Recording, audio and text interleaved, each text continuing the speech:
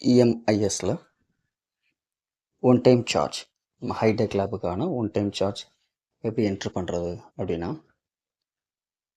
School அப்படிங்கிற ஆப்ஷனில் infrastructure அப்படிங்கிறதுல டெக் அப்படிங்கிறதுல கிளிக் பண்ணிக்கணும். இதில் இன்டர்நெட் கனெக்டிவிட்டி டீட்டெயில்ஸ் அப்படிங்கிறதுல ஆக்ஷன் அப்படிங்கிறது கீழே ஒரு பென்சில் மார்க் இருக்கும்.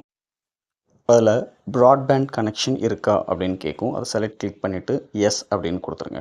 அடுத்ததாக உங்களுடைய ஐபி அட்ரஸ் கேட்கும். அந்த ஐபி அட்ரஸை என்ட்ரு பண்ணிவிட்டு அதில் என்ஜினுடைய நேம் அண்ட் மொபைல் நம்பர் கேட்கும். அதை என்ட்ரு பண்ணிவிட்டு இன்ஸ்டாலேஷன் ஆர் கன்ஃபிகரேஷன் கம்ப்ளீட்டட்னு கேட்கும்.